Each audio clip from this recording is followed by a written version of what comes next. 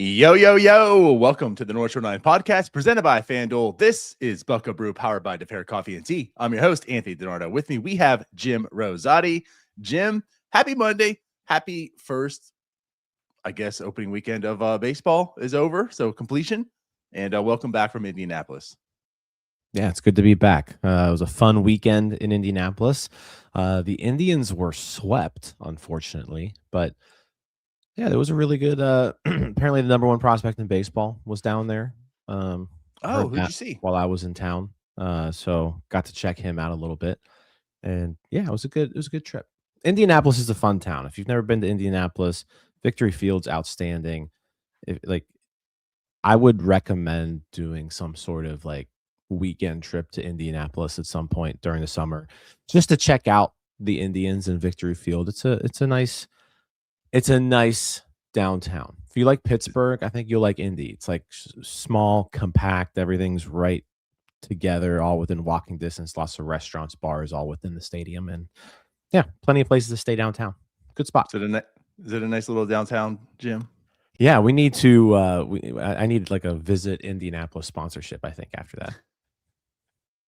Nice. Well, yeah, while you were out parading in Indianapolis with the marching bands, there was real life baseball going on, MLB baseball in New York City, where the Pirates were taking on the Mets. Now they only took one out of the three, so a little disappointing. Paul Skeen's start was not good. He only lasted two outs, Jim. Yeah, that stunk. But there's some takeaways we want to talk about, on this show about this series. And I think the two takeaways that we're going to really discuss today is the offense and Carmen Mlodzinski. We had the post-game shows, we broke down every game in depth on those, so go listen to them if you want to and haven't. But I think on this show today, we want to discuss this new offense. Right? That was the big key this offseason is, what was this offense going to do? What was Ben Cherington going to do to improve this offense? And we saw a lot of moves that way. And then also the big story was who's going to be the fifth starter. And I think most of us assumed it was going to be someone other than Carmen Mlodzinski, right? There was Urquidy, there was Hunter Barco, there's maybe Mike Clevenger. Maybe they're going to bring in, I think all of us thought they're going to bring in a fifth starter, right? And then it turns out to be Carmen Mlodzinski, and he did make the start yesterday, 4.1. No walks, 8 Ks, 6 hits, 2 earned. So, yeah, I think there's something to talk about a little more in depth in there. So before we do, though, of course, to tell you all about DeFair Coffee and Tea. DeFair is a family and employee and owned operated business. They believe that coffee and tea are one of life's simplest and most accessible pleasures. And when enjoyed thoughtfully, you can open your eyes to the here and now. They have 5 locations across the city of Pittsburgh, including their flagship in the heart of Pittsburgh's historic Strip District. Don't forget to stop by DeFair's new location downtown on Penn Avenue, right across from the Benedum. Grab a cup and fuel up on your walk to PNC Park. Mobile ordering is available, and check out their Instagram for more details. And of course, Jim, as always, tell our beautiful people how they can save 30%. Yeah, go to defair.coffee and load up your cart. Promo code NS930, NS930, 2 letters, 3 numbers. And that'll give you 30% off your entire order. There it is. So, yeah, let's dive into this. So again, I know you're in Indianapolis. You did catch up and watch some of the games. So just, overall big picture, what was your takeaway more or less from this series? You know what? I mean, if you would have told me going into the series, like, hey, the Pirates were going to take 1 out of 3, that would have been a very reasonable outcome here. I mean, you're going on the road, you're playing a pretty good team. Odds are you're losing 2 out of 3, right? And that's not a disaster to lose 2 out of 3 in an away series against a good team. You're going to lose series.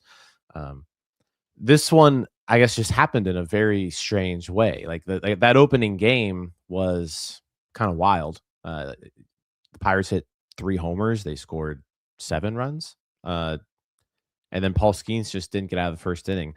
A lot of our concerns came to light in that first game, particularly with the bullpen and O'Neal Cruz.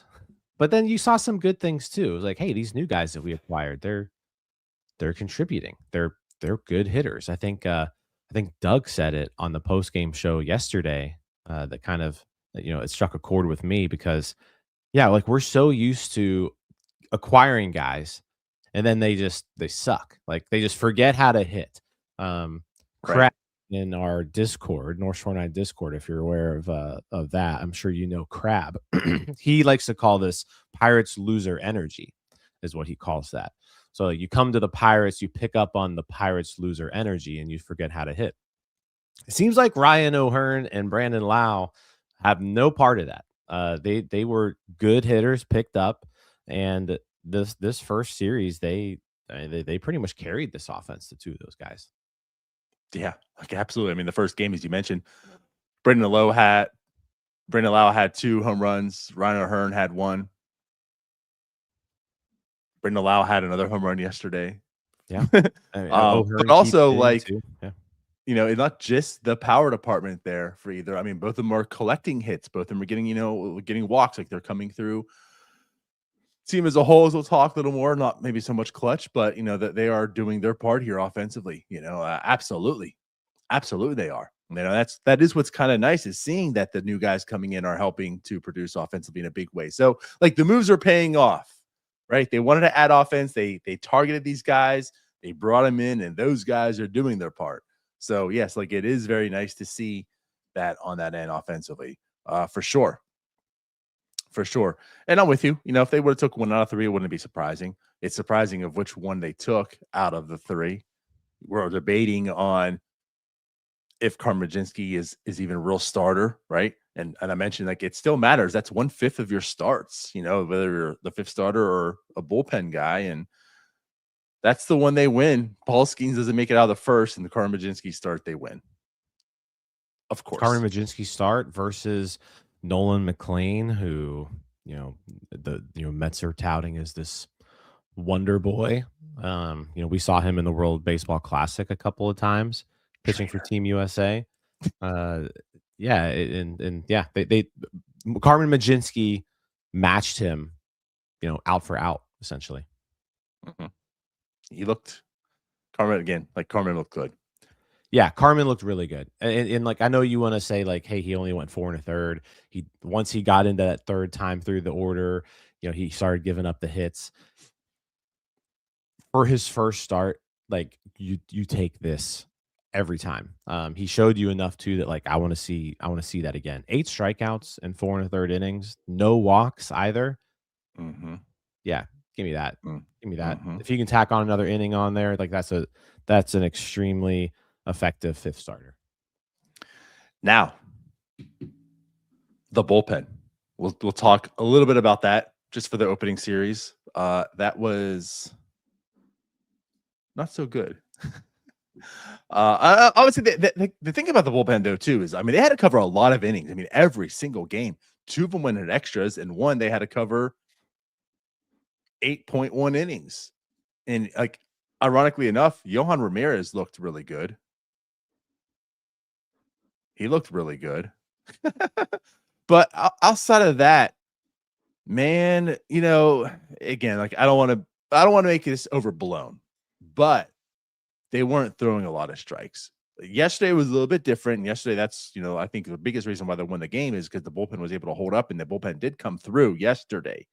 But way too many walks given up this series by the bullpen. Now, I mean, you were seeing like there's stuff within this bullpen. I mean, they have a lot of swing and miss, right? That they have a lot of electric type of stuff for the most part, but they got to throw strikes. They have to throw strikes, and that's what they weren't doing.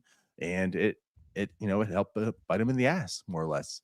Uh, so yeah, an early takeaway from the bullpen, I guess, is like just throw strikes, because you saw like yesterday when Mason Montgomery throws strikes, he can look really really good. Now he allowed 2 hits, and like I said, like that doesn't bother me too much. His stuff is so good. If you're just filling up the strike zone with his type of stuff, he's going to strike out batters. People aren't going to get on base. 2 of them got on yesterday. It is what it is. No damage. 3 strikeouts. 16 strikes within the 20 pitches that he threw. Like that's what you want to see from. That's what's going to breed success from Mason Montgomery, not 3 walks. in the 1.1 innings with 2 strikeouts, like his first time. So, yeah, overall, as a unit right now, the bullpen giving up way too many walks. Yeah, I'm not gonna get. It's one series. They pitched a lot of innings. They pitched the third most innings of any bullpen in the majors. I agree with you. Like they definitely walked too many people. I mean, 17 innings in this series, 14 walks. That's a lot.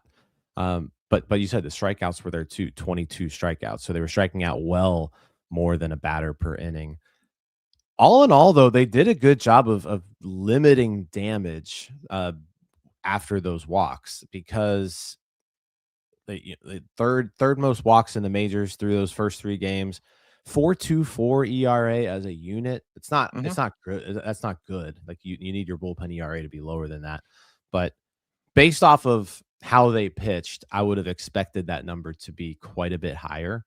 And I thought they did an outstanding job in yesterday's game, kind of picking up for the lack of how long Carmen Mlodzinski was able to go. They also had to deal with an extra innings game in here. Like they, they were worked a lot. They were worked Oh, a yeah. lot this series. Santana came up big, in his 3 innings. Soto, I thought, looked outstanding. You mentioned, Montgomery, Lawrence, Matson. It was really just that opening day. Like opening day, they looked pretty shaky. The rest of the series, like you can live with what that bullpen gave you. But opening day was rough. Opening day was rough. No ifs and doubts about it. Like that was just a bad game overall for pretty much anybody who picked up a baseball on the pitcher's mound for both teams, really. But after that, they kind of settled in. But you're right. They got to throw strikes. Their stuff is too good. You saw Montgomery yesterday. Like the stuff is too good. If you just throw strikes, you're going to get people out because you're nasty. You're just Yeah. flat out nasty. I think he threw 13 pitches yesterday and got 3 strikeouts with them. Same with Matson. Matson threw 13 pitches yesterday, picked up 2 strikeouts. These guys have really, really good stuff. Just need to attack hitters, and I think they'll be okay. Like I said, I'm not gonna get too concerned over one weekend. The things that are concerning to me after the first weekend are more that one of the things like with Montgomery in particular, like Montgomery, we know has control problems. Like you're just going to have outings like that where he drives you batshit crazy because you're looking at the stuff and you're seeing how nasty it is. And he just can't find the zone. Like you're going to have outings like that from Mason Montgomery. It's just going to come with the territory. I don't know if at this point he's going to all of a sudden just learn command, but Well, right. yeah, I think the bullpen's okay though. I want to see more of it. The arms are all interesting. Like they all have really, really good stuff. And I guess the good thing about that is when they do get themselves in trouble, they've got a shot of getting themselves out of it, as we've seen a few times because of how good that stuff is. Yeah. No, I mean, for sure. I mean, that's like the gift and the curse of this bullpen. Yeah, like you mentioned, they went first off 17 innings. That's 2 games. I mean, the bullpen pitched 2 out of 3 games essentially this weekend. Mm. That's wild. And like you said, the 4.24 ERA, that kind of speaks because the first game was bad, but also like the second game, they led off the inning, I think 4 out of 5 times with a walk. And I think, and the one time they didn't, it was a hit batter. So like technically it wasn't even a walk, but it was a hit batter, Hunter Barco in I think the 10th. But yeah, like they have this stuff to get out of it, that's for sure. But you mentioned Mason Montgomery, that's a very known control problem, and can they help him with that this year? Gregory Soto, I think like he also showed like what he is. This is why like the ERA might not look pretty at the end of the day, but most times than not, you're saying he did well. I mean, he had some control issues. He had some walks, but he had some really good stuff. And he got out of them again. Like they limit hits, right? That's the thing. Like if you limit hits, that'll help you out here, but you can't give up walks because that's what makes the 1-run home run a 2-run home run. It doesn't limit the damage when you do so. Justin Lawrence, like you saw, mentioned Soto, you mentioned Montgomery, right? Some guys with some control. Obviously Montgomery to a higher degree, but like Lawrence, we didn't really see a whole lot of last year. So there's still somewhat of an unknown, and you see how nasty that sweeper is. But can he harness it? I think that was like if his problem you saw this weekend as well. It's super nasty, but can he harness it? Can he throw it for strikes? Can Henry Davis catch it behind there? A little bit of that going on. So again, the bullpen a little bit shaky, but again, you also saw the enticing stuff that they have, and how even with the walks they were able to limit the damage when done. So you mentioned the 4.24. I mean, really, that was mainly Hunter Barco. I feel like and those extra innings you can debate, but anyway, like there was certainly a lot of positives out of this. You feel like the pitching is going to hold up. What you really want to take away was the offense was there. Of course, it was mainly the 2 acquisitions, but the offense was there. And maybe let's dive more into the offense as a whole. I mean, your offensive leaders are Brandon Lau and Ryan O'Hearn. No surprise. And Henry Davis, Henry Davis coming up clutch a little bit as well this weekend. That was good to see. But like, I think the biggest takeaway seeing so far to the offense is the hits are being collected. Even the walks, like they're getting on base. They're just having a tough time right now in this series, as it seems like the Pirates' MO scoring the guys. I believe 8 for 39, or I'm sorry, 6 for 39 with runners in scoring position on the series. You're not going to win a whole lot of games doing that. Again, the positive 39 opportunities with runners in scoring position. Typically a Pirates game is after a series, you might hear they had 15. They had 39. That's a positive. 6, got to do better. Absolutely. I mean, just to kind of go through numbers there, the 39 at bats with runners in scoring position, 6th best in baseball. So through the first weekend. So like they're doing a good job of getting people on base and getting into a position to score. The 154 batting average though with runners in scoring position, 27th in baseball. Yeah. So it's just, and I think this is what's a little frustrating, because this is the problem this team has had, right, for a while, is being able to capitalize when guys are on base, when guys are in scoring position, being able to string hits together, being able to hit the ball over the fence has been this team's problem too, which it seems like they at least have a couple guys who can do that, which is really, really helpful. You hit the ball over the fence, you have a much better chance of winning those baseball games. So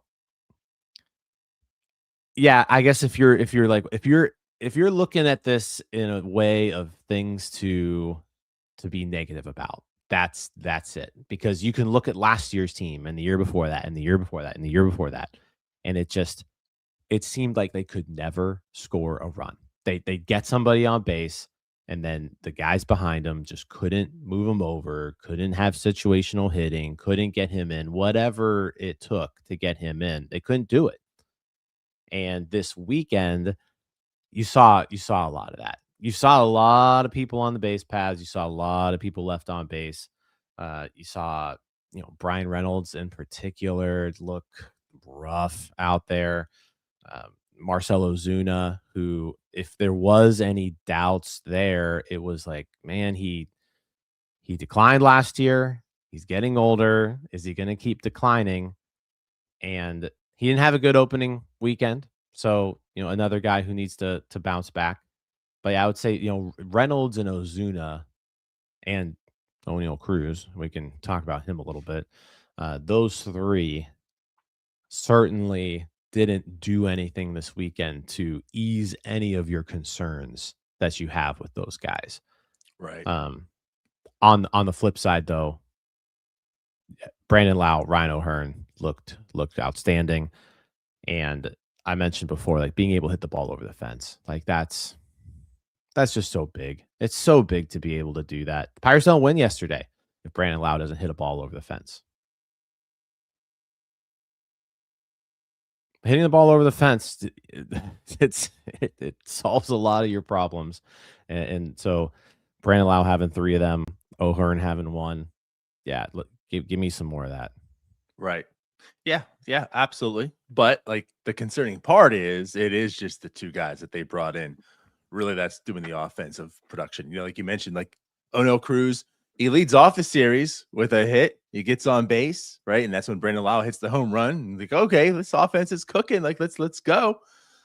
That was the only hit O'Neal Cruz had. No, he had another one. He had one more yesterday. But then a walk. So, you know, O'Neal Cruz didn't really produce. No, he had the second game off too. He's only played in 2 games. I mean, the strikeout. I mean, six strikeouts, 2 and 10 at bats. Yes, yes. Brian Reynolds striking out quite a bit. Also, like what was our talk coming into this off season and coming into this season that the additions are nice, but this team's got to go with O'Neal Cruz and Brian Reynolds producing. You know, you can make all these acquisitions you want, but if those two aren't producing, you're probably not going to go too far. And those two didn't, at least yet so far. Brian I'll Reynolds, talk a little bit about 7 Jared. strikeouts, by the way. I'm sorry? Too. Brian Reynolds, 7 strikeouts, by the way. Right. I want to talk a 4 little bit of them about Jared with runners in Triolo scoring position. All right, go ahead. because Sorry. there was some discourse there. You know, first off, why he batted lead off the second game. There was a lefty up. O'Neal Cruz sat. Jared Triolo bat lead off. That's when Jake Mangum made his first start, and he batted 9th. But then this third game, he bat 5th. I want to talk a little bit about Jared Triolo lineup. First off, I guess with the leadoff, do you think this is now? Don Kelly said too also that O'Neal Cruz is going to face lefties this year. It's not that as if it's like a true platoon. He is going to face lefties. Also of note, his second hit came off of a lefty. But do you see Jared Triolo in the leadoff spot versus lefties as a thing this year? Maybe. Maybe. I mean, for his career, it's let's face it, Jared Triolo is not a great hitter. For his career, even versus lefties, he's better against lefties than he is righties, but he's still a 95 weighted runs created plus, 702 OPS. He does have a 331 on base percentage. So if like there is some like he's not the worst leadoff hitter against a lefty. It's just you'd wish I think that's the one thing I wish this team went out and got this year that I feel like they didn't, particularly for their bench, is like a lefty masher. They didn't go out and get one of those guys. They didn't get an Andrew. Like, I mean, Andrew McCutcheon would have been a good fit there. I'm not gonna go too far into that, but like there's a lot of guys out there who like they have jobs essentially because they can hit left-handed pitching. And the Pirates didn't really go out and get any of those guys because this is a pretty heavy left-handed lineup. You've got Horwitz, you've got Lau, you've got O'Hearn, you've got Cruz. You're probably wanting those guys you're going to have those guys face some lefty pitching throughout the course of the year. Now, you don't want them all facing lefty pitching all the time. So, like I said, that's where, you know, maybe going out there and getting that right-handed bat who can play an outfield position, you can plug in there and you can do that. That would have been a good fit. Like Joe Stinson Garcia, I feel like would be a good fit for that role. It's just, I think you kind of need him getting everyday at bats right now. Do you really want him just kind of sitting on the bench playing once every 5 days or so? I don't know. He also didn't look that great in Indy this weekend, but it was just one weekend. He had a really good spring. But the Pirates need somebody like that. And the fact that like Billy Cook is that guy right now, it's not very encouraging.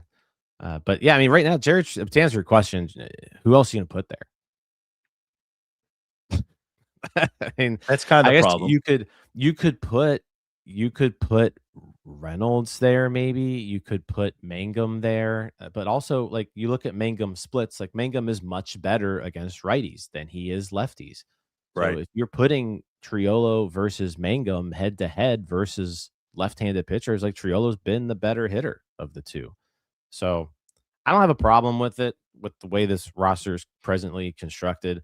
I think there's another guy who's sitting in AAA right now who had a really, really good weekend and is the number one prospect in baseball, where if he were on your team, he might be a pretty good option against left-handed pitching. So maybe this is somewhat temporary because I mean spring training can be somewhat telling. It is spring training; you're getting guys in there, but I mean that was nice. Don Kelly was putting O'Neill Cruz at the leadoff role, and I was mentioning like even as well. I think to some level, like oh, I hope this is the thing. Now O'Neill has to produce, obviously, for me to like that. But if he is producing, I like O'Neill Cruz in the leadoff spot. I really do. But they were also rolling with Triolo there. And is this going to be a thing? And he saw his first opportunity, versus a lefty when Ono Cruz was out, that it went to Jared Triolo. And that's why I want to bring this up because there was a lot of discourse. Like, why Jared? First off, Jared Triolo stinks. He's terrible. He's the worst hitter on the team. While you had him lead off, it should be Jake Mangum. And I felt like that was the discourse. Why is it Triolo and it should be Mangum? And I guess my thing here is if you don't like it being Triolo, I guess maybe I get the idea, and because like you saw the numbers last year, like Jake Mangum was a 300 hitter essentially, but I don't love Mangum in the leadoff spot either. Like I mean, this whole time I felt like when he got added here, Jake Mangum was perfect as the 9 hitter. Like if he's going to be on this in this lineup, he's going to be starting. He as the 9 hitter makes a whole lot of sense, and like you said, his numbers aren't that great, especially against lefties. I mean, he has a 309 on base percentage versus lefties in his career, which again, his career is one season as a 29-year-old. Like, also put that in perspective. The guy didn't make the majors till was 29 years old. I mean, that's kind of telling to some level. All the expected stats last year said he overproduced, the number wise. And like I know he had a good spring, but like, do you trust Jake Mangum also to be in the leadoff spot? I don't. You saw this weekend, like Jake Mangum, there's not a pitch out there that he doesn't like. And that's like the good, bad, and ugly of this all. He's a free swinger. He's not going to take walks where Jared Trollo will do so. Jared Trollo doesn't really strike out a lot. Not that Jake Mangum does, but 3 strikeouts in his 9 at bats. He was making contact, but that also means that's going to be, weak dribblers to the pitcher a lot of times, often enough. So, yeah, I don't think the solution also is really Jake Mangum here. No, I don't think the solution's on the team. Okay, well, there you go. That's where I'm at. Yeah, the solution's not on the current roster. Some people in the comments too were talking about Nick York. Like, I don't want Nick York starting almost ever, to be honest with you. And Right. and his minor league numbers have shown, like someone brought it up in the comments, that he has reverse splits. Like that's been a career thing for Nick York. He's a better hitter versus righties than he is lefties. And you look at, like I said, if we're going Mangum versus Triolo, I mean, it's just Jake Mangum against lefties, 3.6% walk rate. Jared Triolo, 10.1%. Jared Triolo walks 3 times as much as Jake Mangum. On base percentage for Mangum, 309. On base percentage for Triolo, 331. So, like, again, you're just based on vibes. Sure, like I understand how you would want Jake Mangum at leadoff because he's that spark plug. He's that guy who can get things going. And he is that guy. That's what he's on the team for. And I think Jake Mangum is going to help this team a lot this year. It's just, if Yeah. you're looking for a leadoff hitter, the main goal of the leadoff hitter is to get on base, and Jared Triolo gets on base more than Jake Mangum does. You can look at the batting average, right, and compare the two. Sure, but you look at that, and yeah, like Jared Triolo's better. Nick Gonzalez, another person being mentioned here in the comments. And one thing about Nick Gonzalez is I'm not entirely sure why people think he's like better than Jared Triolo, because their career outputs are almost identical at this point. And guess what? Jared Triolo also a better hitter against lefties than Nick Gonzalez. So again, Nick Gonzalez career on base percentage against lefties, 308. Triolo's 331. Like I said, it's really, you just, again, based on vibes, you're like, oh, Nick Gonzalez swings the bat. He gets these hits when I feel like he needs to get hits. But it's like the numbers show that out of these guys, it's Triolo's a fine choice.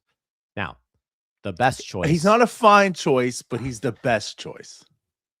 The option is you don't have good choices. That's a good point. This lineup is going to struggle against left-handed pitching right now, as is, because they didn't go out there and get someone who can mash lefties. Like that would Right. help this lineup a whole lot.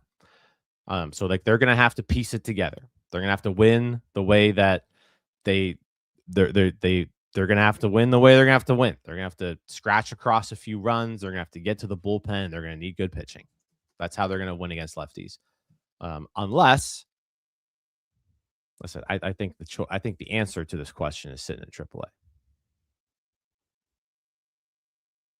I think you've nailed that. Because that's kind of going to be the problem. Well, it's not going to be Uno Cruz versus lefties. Like we know, even if Uno Cruz is facing lefties often enough, I don't foresee him, of course, leading off versus lefties. So yes, this is going to be kind of interesting right now to see who is going to be batting leadoff versus lefties until I guess Konnor Griffin gets up here April 9th. I But mean, if you anyways, really want to get like who's the best versus lefties, he can't run, but he can get on base and and hit the ball. Maybe Joey Bart's the answer there. I don't know, but like right now, there's just not a good. There's not a lineup that you can put together out there against lefties where it's like, man, these guys all hit lefties. It just doesn't exist. right. Okay. Yeah, so that was a little bit of a talk I want to discuss here. But again, that's like you mentioned, it's a fine choice. It's the best choice on the team at this point in time. Yesterday, though, Jared Trill in the 5 hole. No, you can do better than that, right?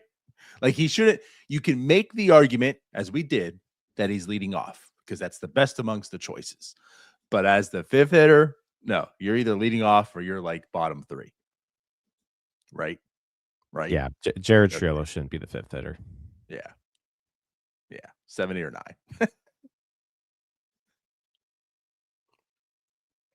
All right. Um, Outside of that, anything else offensively that you want to talk about before we get into Carmen? No, I mean first weekend in the books, they performed just fine as a unit. I said you want to see more hits with runners in scoring position, but overall, they're essentially we talked about them needing to be a league average offense. They're 14th in the majors right now, 105 weighted runs created plus. In runs scored, they are 17th. So they're kind of right there in the middle of everything. And like I said, we've been saying the whole time that if they can be an average offense, like this season's going to be okay. So as far as this weekend goes offensively, I was fine with it. Like I said, you want to see more people step up in big situations, but it's a 162 game season. We saw 3 of them. So it's a pretty small sample size at this point. All right. I agree. Before we cut to Cody and go to our next topic here, is there any takeaway just from the 3 games so far that maybe you're thinking differently from anyone offensively, whether it's good or bad? Maybe it's like you mentioned a little bit here, Marcelo Zuna. I mean, are those worries from other people? I think we were okay with it, but like, do you look at him and say, maybe he is old? It's definitely creeps in your mind. I mean, I think Alex said it on his show last week where, he's not a fan of that signing. Like the bat speed's down. There are a lot of reasons to think that Ozuna is declining. He's still been a pretty good hitter for a pretty long time. So like I'm kind of still I still think I still think there's something in there, but you never know. You never know. That could creep into your mind there. But the biggest takeaway for me is just like the ability to hit the ball over the fence. Like that's it. That's what this team has been lacking so long. And it seems like they finally have a lineup that can do that. They have some guys who are going to do that. Like Brandon Lau hit 31 homers last year. And he's Now he's got going to hit 3. 162. He's on pace for 162.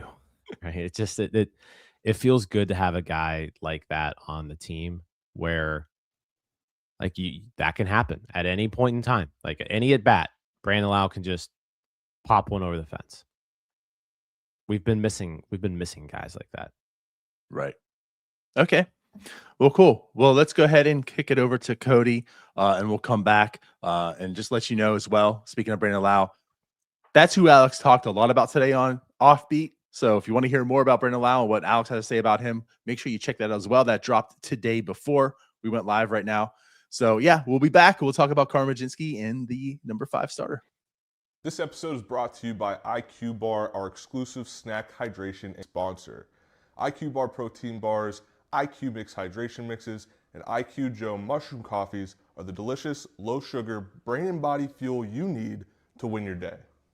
The Ultimate Sampler Pack is a great way for you to try all IQ Bar products and flavors. You get 9 IQ bars, 8 IQ Mix sticks, and 4 IQ Joe sticks. All IQ Bar products are clean label certified and entirely free from gluten, dairy, soy, GMOs, and artificial ingredients.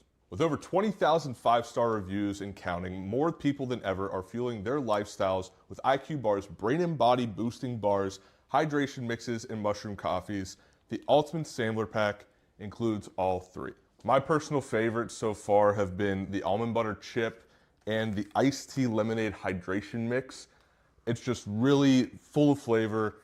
I love starting my day with it, and I couldn't imagine starting my day with anything else other than IQ Bar products. Right now, IQ Bar is offering our podcast listeners 20% off all IQ Bar products, including the Ultimate Sampler Pack, plus free shipping.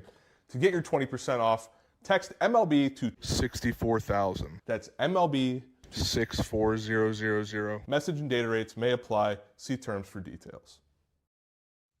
All right. So yes, as mentioned, the Pirates got their 1 victory this series with Carmen Mlodzinski on the mound starting. There's been a lot of controversy around that. Why are they trying to do this again? Why are they running it back? We've seen this already, Jim. He is not a starter. Did yesterday's start erase any doubts in those people's minds, do you think? Or I think both of us we're open to the idea. We I think wanted him in the bullpen, but we're open to the idea. He won it. We're okay with it. Did this maybe solidify as, you know what, this was the right choice for you? I think it's solidified that it was the right choice for me. I don't think it eases anyone's concerns on whether or not he's a starting pitcher, though. So I think the answer to your question is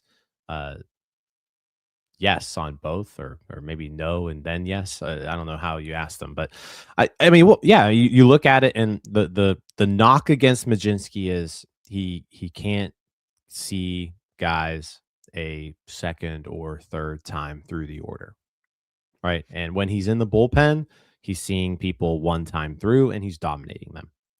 What we saw yesterday was 2 times through the order, looking really good.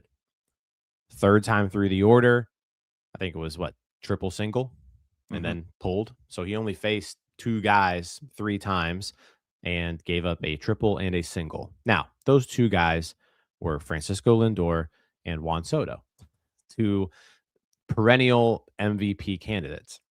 Right. So if your mindset going into this was Majinsky is a reliever, he should be a reliever because he can't give you length. He didn't really do anything to change your mind there yesterday.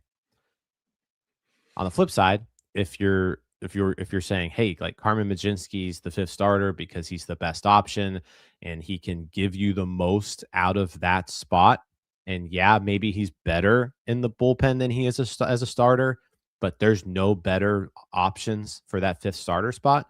I think those people are also right.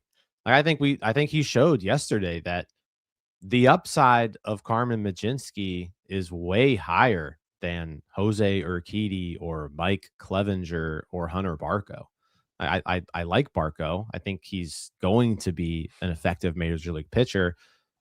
But like right now, you're giving me those 4 names, and Carmen Mlodzinski looked really good yesterday. I mean, he struck out 8 dudes in 4 innings. Yeah. No walks. You take that from a 5th starter, and we've been talking kind of this whole time where like that 5th starter role, it's not necessarily going to be your normal starter. You're going to get creative with it. Maybe you throw in a opener every now and then. Maybe you throw in a long, a piggyback option behind him. We didn't really see that yesterday. I guess if you want to say like Johan Ramirez was that option, like Johan Ramirez bridged them to that seventh inning. So, but yeah, like if your argument is Majinsky's the best choice, I think you're right. If your argument is that he's better as a reliever, you're probably right too. Okay. And I think that's fair based off yesterday's start for sure. I will say this. I came away encouraged. I came away saying, you know what? I want to see more. I felt like last year, we were open to the idea also. We didn't think it was going to work. And again, like he hasn't started since, double A. He wasn't even good then. Like, why are we doing this? But let's see it out, right? Let's give him an opportunity before we completely bash it. And I feel like right away it showed like, oh, okay. Yeah. Like this is why we didn't want this. And he continued to show it. And what was it showing? Like, yeah, he looks really good the first time through, like as a reliever would, as he does as a reliever, because he had a really good 2024 season in the bullpen, right? And it just all falls apart. And it continued to do that. And it continued to do that. And yesterday, even though he only went 4.1 innings, right? So you have, like you mentioned, you have that mindset of, well, hey, I mean, he doesn't have length. Those 4.1 innings were actually really good. And I understand the third time through, triple to Lindor off a splitter, single to Juan Soto off the curveball. The two pitches we talk about, which is why he could be a starter. It's ironic that those were done. The second time through the order, 4 strikeouts, which was on top of the first time was 4 strikeouts.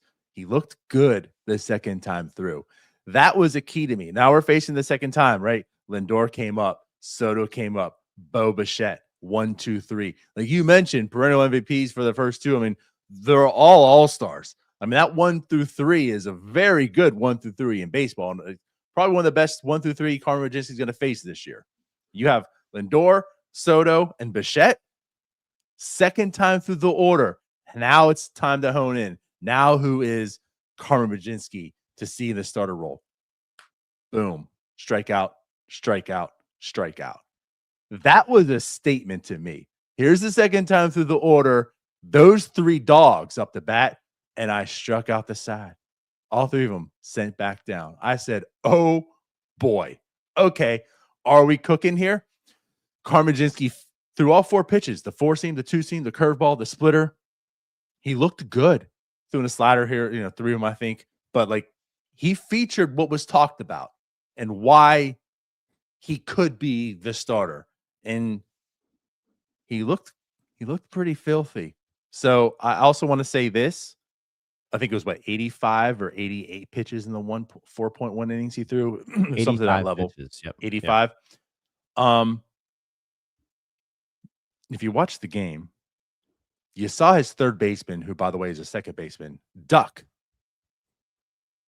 at a line drive coming at him. You saw his shortstop, which is the third baseman, just not field a routine grounder right to his glove. And then you saw the right fielder, who is the first baseman, play the ball off the wall that led to that triple. So it's not as if he had some help behind him, even in those 2 earned runs in 4.1. Maybe the pitch count doesn't get that high to begin with to go those 4.1 if he just had some defense behind him. And yeah, I know it's baseball and things happen, but it's like, that's also why this team, like, this is what makes you a little bit of an uneasy. Like, Jared Cholo should be playing third. And if he's playing third, he probably makes that play. But then again, I say that, and he made that play short. Yeah, they didn't do him any favors behind him as well.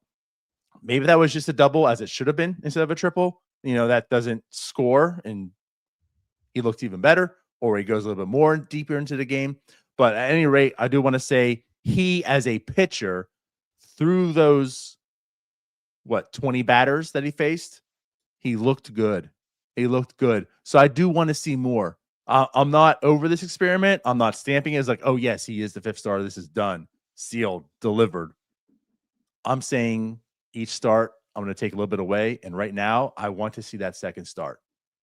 Carmen Mlodzinski looked filthy against a really good lineup.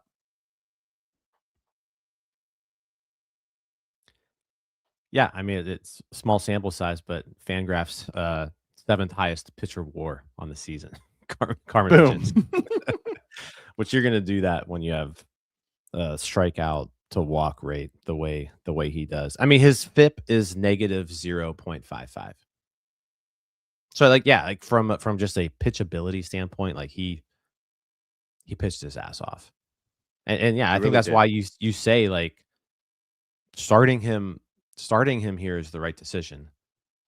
But I still don't think he's done anything necessarily to ease the like. I mean, he did give up the triple and single. Like there is that. So it's like, is he going to be that guy who gives you 4 lights out innings every time, and then he kind of starts falling apart in the 5th?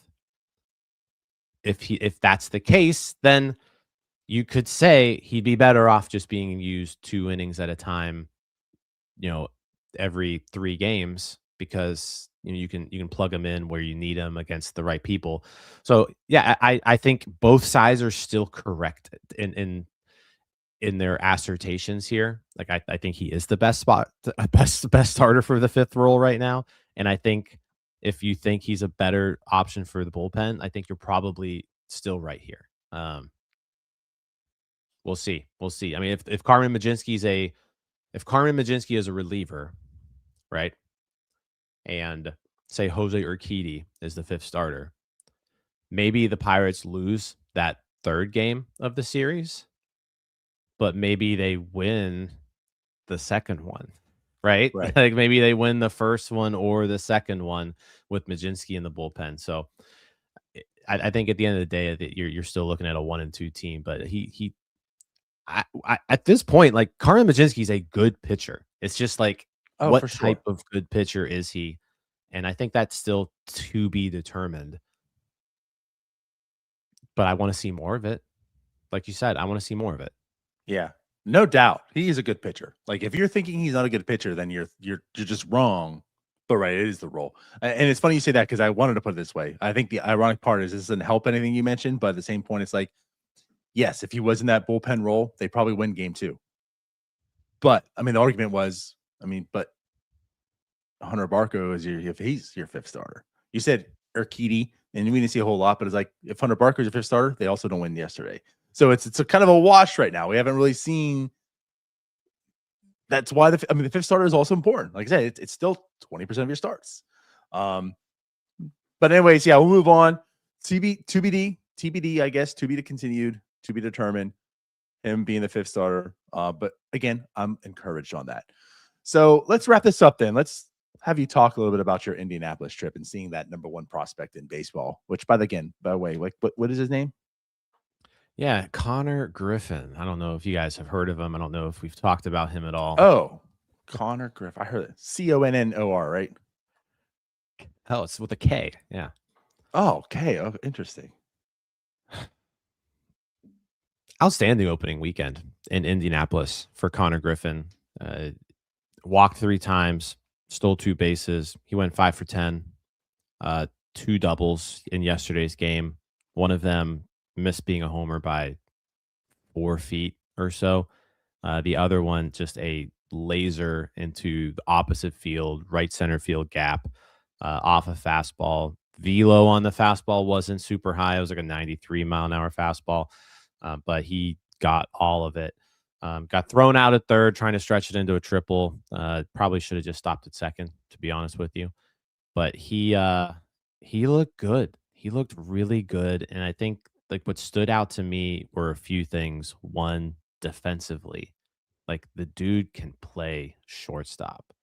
And if there's one thing that this opening series taught us,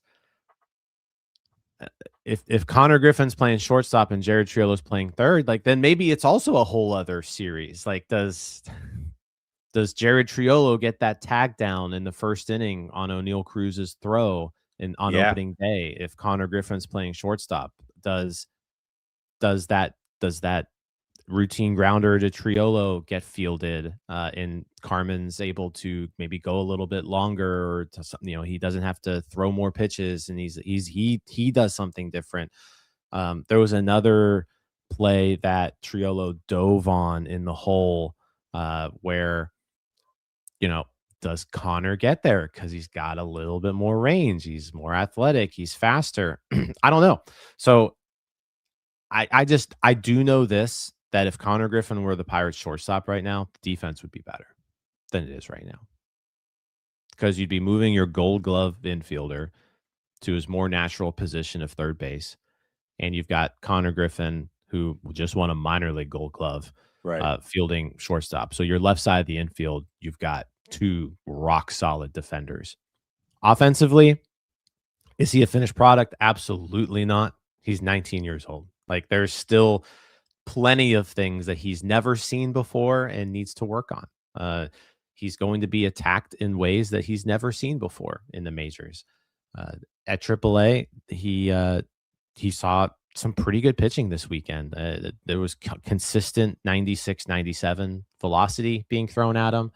I didn't see him necessarily square up any like really fast fastballs, but he had really good at bats against fastballs where he was fighting balls off, drawing some walks. So it was a really, really good opening series for him. One more week here in Columbus coming up, and I don't know, man. Like, I'm getting the sense that Konnor Griffin's going to be in Pittsburgh before that April 9th date, or by that April 9th date. I've got a feeling. I've got a feeling it's going to happen. I don't think the Pirates are going to do it unless they feel really confident that they can extend Konnor Griffin.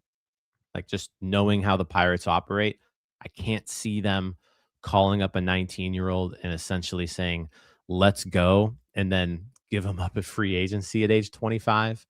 I think if they're going to do it, they're going to have to be really confident in these talks that they're having that, hey, like, we're going to get something done with this guy pretty soon. But yeah, I don't know if he's going to be there during the home opener, but I could like circle that Padres series following the opener. I could see this week in Columbus, and then instead of heading back to Indy, hey, team's going west to Indy, Konnor, you're going east to Pittsburgh. I could see it. There it is. I'm all for it. And this is the scenario and why I didn't want to be like in any uproar about like him not making the opening day roster, because we talked about this scenario before as well. I mean, we would have put him there. I would bring him up just as you said, right? But I understand why they didn't. And I'm also not going to go crazy because I still think there's a situation where they bring him up while he's still PPI eligible, right? Because that still helps both parties. So maybe just get him down there, kind of get comfortable for a week or so, then come back up. That's still in play. That's still a very highly possible outcome of this. And if that is the case, to me, nothing truly lost. I mean, I guess you could argue, like you mentioned, like maybe they win 2 out of 3 of Connor's here just simply because of the defense. Maybe. But big picture, nothing truly lost in doing that. Maybe it helps him become the better version of himself as a 19-year-old. Again, you can debate that all day long, but I do also have this feeling, I've had it for some time, that if he gets sent down, it's not going to be you're down there for 1, 2, 3 months type of scenario. That's why I took the under with Tyler when we put that out there. It's April 9th. I feel like he's going to be up here while he is PPI eligible. He will be back. So I still remain with that mindset until I guess I'm proven wrong. And I guess also he does need to show that on his side he's ready for that. And so far, like you mentioned, so good. So yeah, keep it up, Konnor. We'll see you soon. I'm gonna say April 6th, major league debut against April the Padres. 6th. That's my guess right now. I could be wrong, but I get the sense that he's not going to be there very long because he's good. He's just really good, and by that point, you're giving him 9 games in AAA and, 60, 70-ish plate appearances.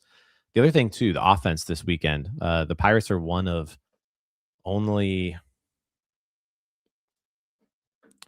the Pirates are one of only 3 teams without a stolen base. And Konnor had 65 of those last year, and he had 2 over the weekend. So I think they could, Yeah. like I said, just they could use the athleticism, they could use the defense. The bat's not going to I don't think the bat's going to be incredible right off the bat. Like it's going to take a while for him to adjust to major league pitching. So like don't expect him to come up here and be this Fernando Tatis Jr., Bobby Witt Jr. clone. Like I don't think that's what he's going to be at age 19. He could be that at age 22 or 23, but he's not going to be that guy at 19. But I think what he could be at 19 is someone who doesn't look overpowered or doesn't look overmatched at the plate, like someone who can handle it. He's going to give you speed on the base pad. He's going to give you good base running. And he's going to give you really good defense. And those are things that the Pirates need. But yeah, from an offensive standpoint, don't expect Konnor Griffin to come up here and be an all-star offensively. I think if he's a league average hitter, like that's really, really good. Right. Really, and I want to really good. Yeah. also to put those things in perspective, because you mentioned like Bobby Witt Jr., he gets comped to him all the time. Like also Bobby Witt Jr. wasn't Bobby Witt Jr. when he first came up. And that was age 22. He was just right around a league average hitter, but he still was over a 2-WAR player. And why was that? Because of his speed, because of his defense.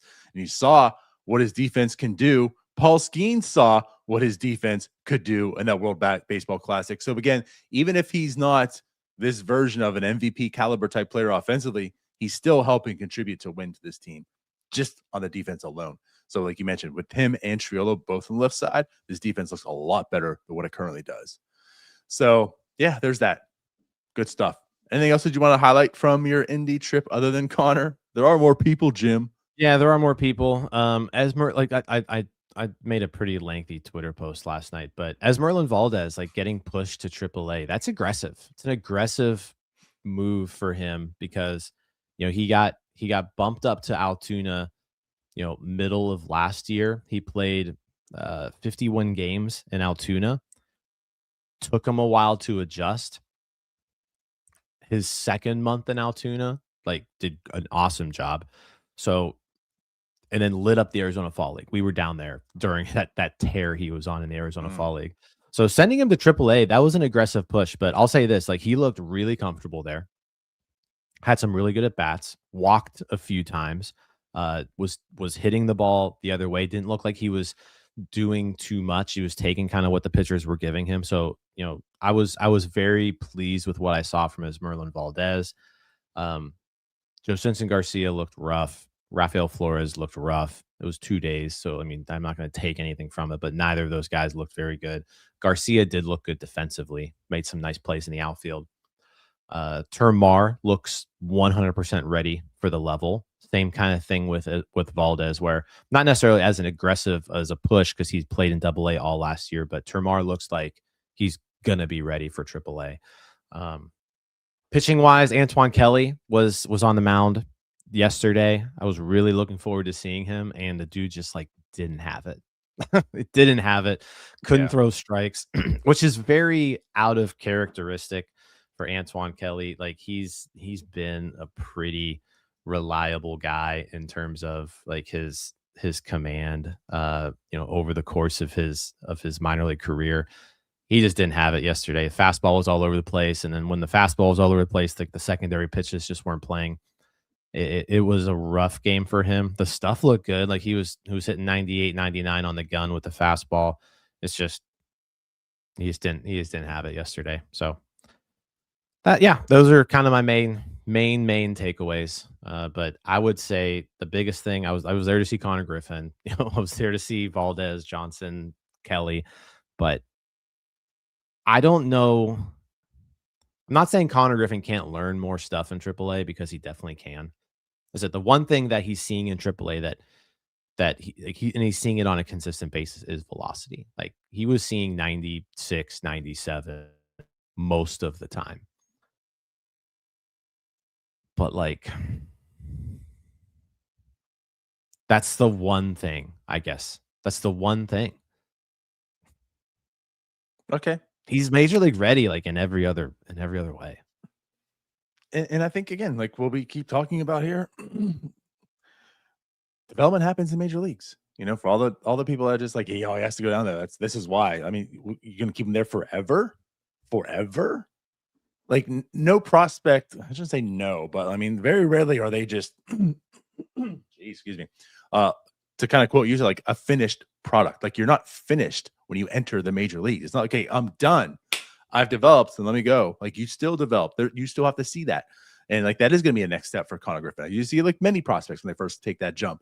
There's the learning curve. Roman Anthony had, I think, 4 hits in his first 55 plate appearances. Right? Like you got to see the stuff before you can adjust. And now, oh, I see it.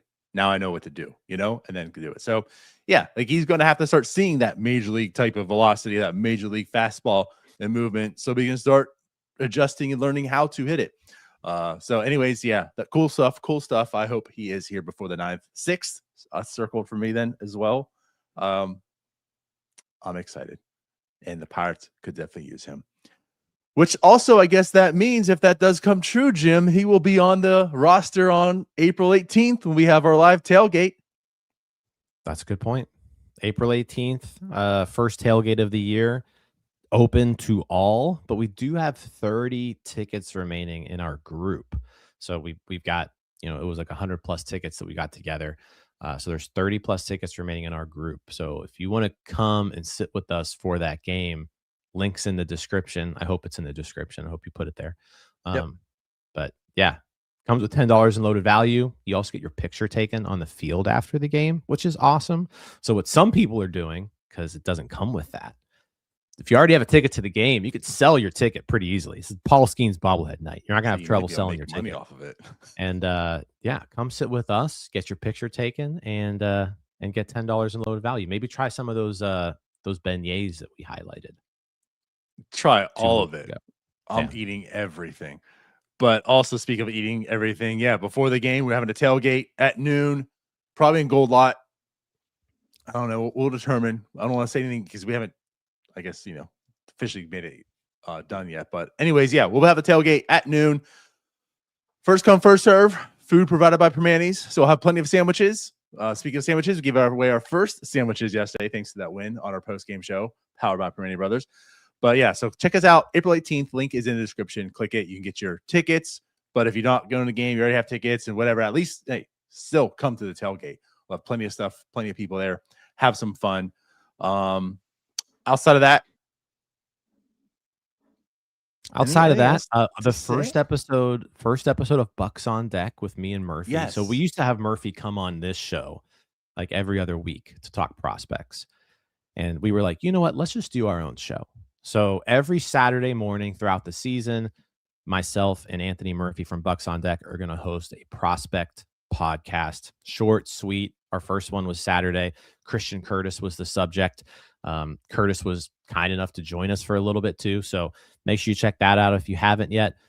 Next week's show, I already kind of teased it. Had spent some time with Termar Johnson while I was in Indianapolis. So we'll be talking about Termar later this week, next Saturday. But yeah, those episodes drop every Saturday morning. Also, Alex Stumpf, Monday through Friday, daily show every morning. His is out already this morning. So if you haven't watched that yet, check that out right after we're done here. And yeah, just make that part of your morning routine. It's a 15-minute podcast. And it's just really, really good information in those shows that he's given us every single day. So watch or listen to that. But yeah, it's the season's in full swing here. So we've got those. We've got post-game shows. We got you covered. We got you covered here. It's exciting. Especially with Alex. I think to quote him on his Friday show, I want to make this podcast smart. And that's the first time that was ever said on an NS9 podcast. So yeah, definitely check that one out because someone who actually knows what they're talking about is going to tell you some things. And again, today, Brandon Lau. But yeah, so do all that stuff. We're in the full swing of things. I'm excited. Full slate of baseball this week. So we'll see you guys later. Last thing, Bucco Mike, shout out. we're thinking of you. Get better, my guy. Absolutely. I need you back We're here, outta Buck here. and Mike. We All right, out. like, We'll see you guys subscribe. later. See you guys. Bye-bye. All right, that wraps up this episode of North Shore 9. Thanks so much for tuning in. Whether you're listening on the podcast or catching us on YouTube, if you enjoyed the show, please give this video a thumbs up and don't forget to hit that subscribe button if you haven't already. It really helps us grow. And if you're listening on the podcast, a quick review goes a long way in helping others find the show. Plus, be sure to tell a friend about us. There's always room for more here in the NS9 community. And for those looking to support us a little more, consider joining our Patreon, become an MVP member, and get exclusive perks while helping us continue to bring you more of the Pirates content you love. Thanks again for all your support, and let's go Bucks.